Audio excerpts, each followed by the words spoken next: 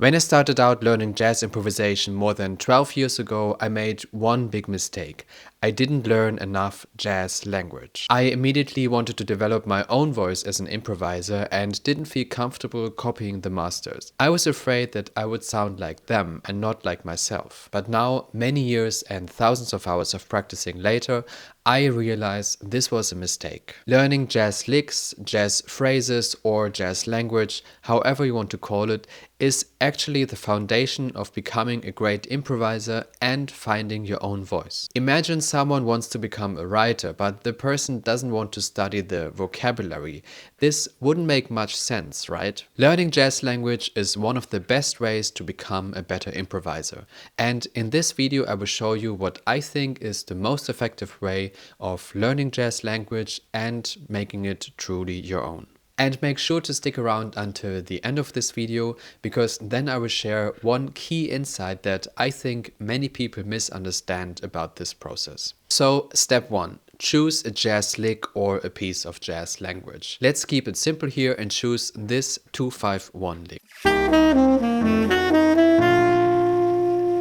This one is a really classic lick and it's hard to find any jazz musician who doesn't play it. So now that we've chosen a lick, the second step is to understand what's going on. So let's have a closer look. We start with A, the fifth of D minor 7, and then arpeggiate downwards using chord tones of D minor 7. Over G7 we land on the third, B, followed by a 3-note approach, also called enclosure, which starts on the flat 9th, then goes to the 7th of G7, and then through F sharp it resolves to the 5th of C major G. This step, understanding the notes and their functions, is really crucial, so don't skip it. Step 3 is to transpose the lick into other keys. And maybe you've heard before that you should always transpose every lick you learn into all 12 keys. That's great advice, and if you're aiming to become a professional jazz musician, you should definitely do that. But if you're just starting out and you feel simply overwhelmed by the idea of transposing a lick like this right away in all 12 keys, no problem at all. You can also absolutely transpose this lick only into 2 or 3 different keys. This is already a great learning process. I would recommend that you focus first on the keys that are most common in jazz. The first key is concert E flat, or for B instruments F, for E flat instruments C. The second key is concert B flat, which means for B flat instruments C, and for E flat instruments A. And the third key you should not skip is concert F, which means for B flat instruments G and E flat instruments D.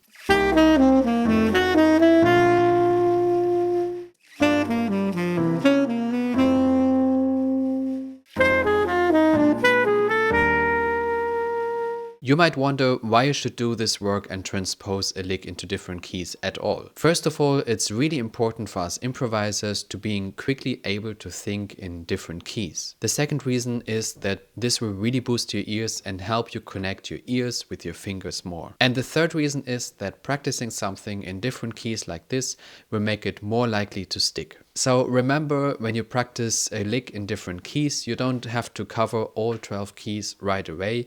You can adapt this to your level. And now we are at step number 4, applying this lick to a tune. Let's take a jazz blues, for example. Good spots to insert this 2-5-1 lick are in bar 4, bar 10 and bar 12. So now we found the spots, and now we have to practice first the licks in the different keys. In bar 4 we have the 2-5-1 lick going to F, in bar 10 we have the 2-5-1 lick going to C, and in bar 12 we have again the 2-5-1 lick going to C. As soon as you can play the lick in the different keys, you can now take a play along and just play the lick in the right spots.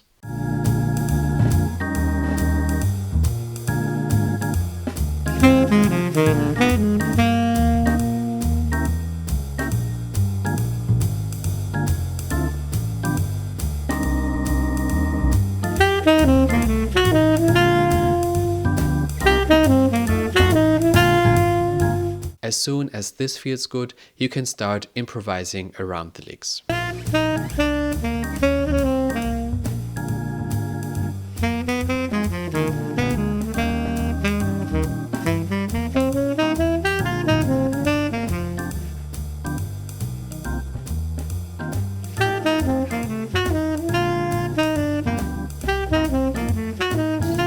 make sure that you keep it simple here and stay in control. Our focus is still on playing the lick in the right spots at the right time. Now we arrived at step 5, making the lick your own. And now it gets really interesting. We're gonna start now to vary the lick rhythmically and melodically. It's great to approach this from two sides. First, just spontaneously change the lick.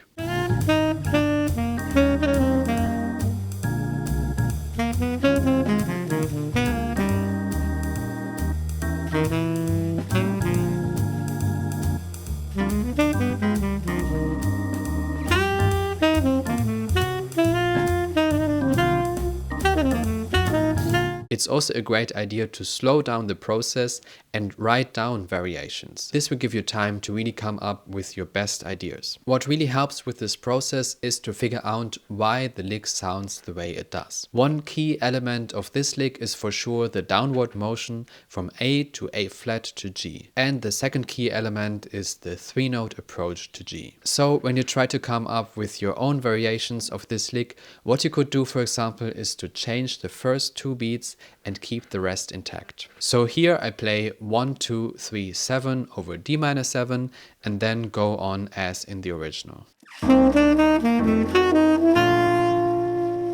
Another idea would be to focus on the movement of A to A flat to G. So in this variation I really highlight this. Another approach could be to change the rhythm. In this variation, I start on the one and adjust the notes a little bit. Still, as in the original, I mostly stick to chord tones and make sure to include the resolution from A flat to G. Or in this variation, I switch from mostly 8th notes to 8th note triplets. If you take a close look, you will see that I still start on A, on beat 3 I still land on B, and I included the 3-note approach to G. And one more variation, and this is a little bit more obscure and more modern. I start with the original 4 notes over D minor 7 going to B, but then I continue repeating the first 3 notes a half step down. A flat, E and D flat, and this is a D flat minor triad. Then over C major 7 I resolve to G again and add E and D to make the landing a little bit smoother. So you could, for example, take the lick that I showed you and try to come up with your own variations, and then select the ones that you like most. In that way you can build your own library of original licks and practice them in the same way as I showed you before. Practicing like this will often teach you much more than just noodling around and hoping for great ideas to emerge. If you look at how many of the jazz legends practiced, this was exactly their process. Before I share now, as mentioned in the beginning of this video, one key insight that I think many people misunderstand about learning jazz language.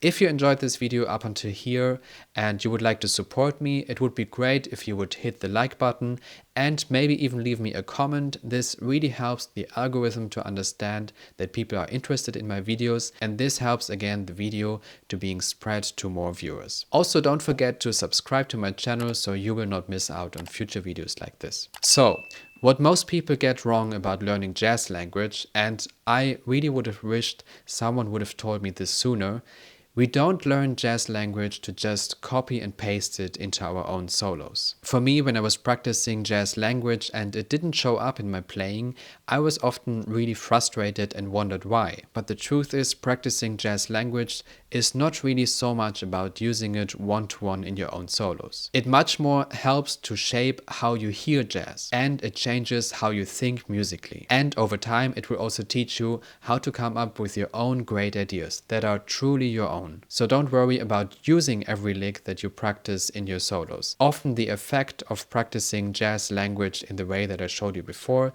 is much more subtle than that. And you can be sure that working on jazz language in the way I showed you will never be a waste of your time. Thanks so much for watching, guys, and if you want to know about a simple test that most improvisers fail, make sure to check out this video next. See you next time.